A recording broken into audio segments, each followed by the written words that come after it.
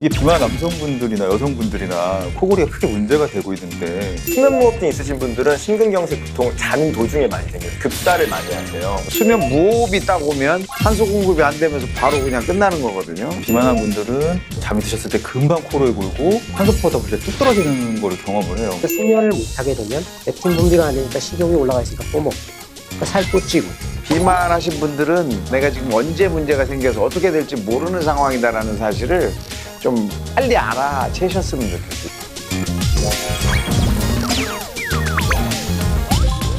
우리가 비만이라고 하면은 이렇게 병원으로 찾아오시는 그런 어려운 문제들도 있지만 사실 일상생활에서도 굉장히 불편함들이 많은 것 같아요. 우리 선생님들은 그런 걸 경험을 해보셨는지요? 뭐 비만하면 이 발기부전 일단 이제 기본적인 생각이 딱 오죠. 자신감이 많이 떨어져요. 그다음에 운동하는 거에 퍼포먼스가 안 나죠. 등산을 가면 못 쫓아와. 그다음에 자기가 자기 발톱 못 깎아요. 발톱 못 깎는 건 정말 이건 많은 사람이 느끼는 건데 양말 못 신어 자기가 자기 양말을 못 신어. 저만 해도 제가 한 10kg 정도 불어 있었던 게 한 1, 2년 정도 있었는데 발목이랑 무릎이 그렇게 아파요.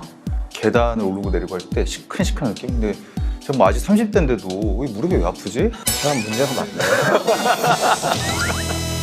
근데 뭐 정형외과 가서 이렇게 사진을 찍어봐도 뭐 이상 없다고 하시고 원인을 못 찾다가 다시 한 10kg 정도를 감량을 하고 났더니 이걸 뭐 제가 약을 먹은 것도 아닌데 그냥 깨끗이 낫더라고요. 뭐 저는 비만이었던 적은 없는데 이제 저희 이비인후과에 많이 내원하시는 분들은 이제 비만으로 인한 코골이나 수면무호흡증으로 많이 오시거든요. 보통 이 부부 관계에서 문제가 생기거나 아니면 애인분, 연인 관계에서 너랑 같이 안 잘래. 소리가 커서. 그렇죠. 60데시벨에 70데시벨이라고 하거든요. 그 60, 70데시벨 정도면 비교하면 어느 정도 되나? 뭐 도서관은 얼마에 뭐 데시벨이 있잖아요. 60데시벨 정도면은 사실은 뭐 기차가 지나가는 소리. 아이고야.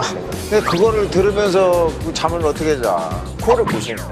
저는 아니거든요. 외학도 코를 골게 그런 관상이 있는데 코를 보는 관상이라는 게 따로 있어요? 이비인후과 의사들 보통 보면 아는데 턱이 약간 짧으시고 턱이 뒤로 밀려있는 거를 우리 레트로그나시아라고 하는데 요새는 유행이잖아요. 하관이 짧고 이런 동안 얼굴이. 그치. 근데 동안 얼굴이 어떻게 보면은 이비인후과적으로는 좀 코를 골 수밖에 없는 관상? 저같이 턱이 나오면은 코를 좀 고기가 어렵거든요. 오히려. 관상가 다 되시겠어요. 이비인후과 좀 관상가 양반이 실제로 제가 어렸을 때는 축농증이 굉장히 심해가지고 제가 대학교 1학년 때 축농 수술을 받았었어요.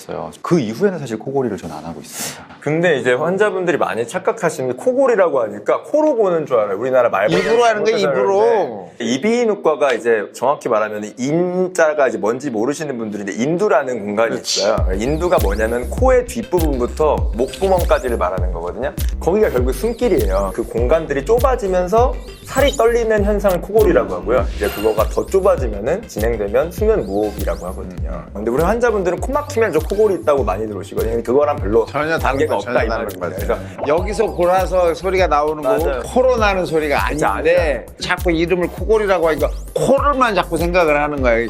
그 이름 명명이 잘못된 거지. 수면의 질이랑 비만 이것도 관계가 있나요? 비만하면은 코를 많이 곤다 이렇게 이제 흔히 상식적으로 생각을 하고 있는데 코를 많이 골면 또 비만해지기도 하는지. 렙틴이라는 게 있죠. 렙틴. 식욕을 조종하는 물질인데 살이 많이 찌거나 포만감이 오면 렙틴이 분비되고 렙틴이 분비되면 이제 식욕을 다운시켜서 더 이상 먹지 마라 조종하는데 얘가 주로 분비되는 게 숙면할 때 나옵니다. 그러니까 이제 숙면을 못하게 되면 렙틴 분비가 안 되고 렙틴 분비가 안 되니까 식욕이 올라가 있으니까 또 먹고 그러니까 살도 찌고 그러니까 호흡 더하는 악순환이 계속되는 거죠. 코골이나 수면무호흡증 있으시면은 산소 포화도가 굉장히 많이 떨어지거든요. 심한 분들은 70%까지도 떨어지시는 분들이 많아요. 그러면 굉장히 우리 몸에서 스트레스 호르몬이 굉장히 많이 엄청나게 분비되거든요. 나오겠네. 그러면 혈당이 막 올라가게 되고 지방을 축적하게 되는 몸으로 변하게 되거든요. 근데 거기서 더 치명적으로 넘어갈 수도 있나요? 저는 수면 무호흡증으로 돌아가시는 분도 봤어요. 교통사고라든지 특별히 그런 문제 없이 아침에 본인 상이 뜨는 이유는 대부분이 다 이 수면 무호흡증과 연관된 그 심장 그 기능 부전이죠. 엄청 무서운 일인 거예요. 비만하면 일단 그 고혈압과 고지혈증으로 인해서 동맥 경화가 와 있는 상황이거든. 그런 상황에서 수면 무호흡이 딱 오면 이 동맥 경화돼 있는 대로 벌어져서 산소가 더 많이 가야 되는데 못 가니까 산소 공급이 안 되면서 바로 그냥 끝나는 거거든요. 그러니까 수면무호흡이랑 코골이가 뭐 그냥 나 잠을 잘 못 자요, 아침에 졸려요, 낮에 피곤해요, 두통이 있어요 이런 간단한 문제만 있는 게 아니고요. 사실은 수면 중에 아까 말씀하셨지만 심근경색으로 돌아가게 되시는 경우도 많고요. 너무 많죠. 그런 발생률도 분들이 계속 늘어나고 있어요. 사실은. 우리 일반적으로 수면무호흡증이 없는 분들은 우리 심근경색이 아침이나 밤에 많이 생긴다고 하는데요. 수면무호흡증 있으신 분들은 심근경색 보통 자는 도중에 많이 생겨요. 급사를 많이 하세요. 그래서 우리가 수면무호흡이 꼭 치료돼야 되는 이유가 이제 목을 조르고 있는 건데 자는 도중에 제가 모르고 이제 잠을 자게 되는 거죠. 누가 이제 목을 조르고 있는 거나 마찬가지로 그렇죠. 생각하시면 그렇죠. 수면무호흡증이 있으시고 비만이신데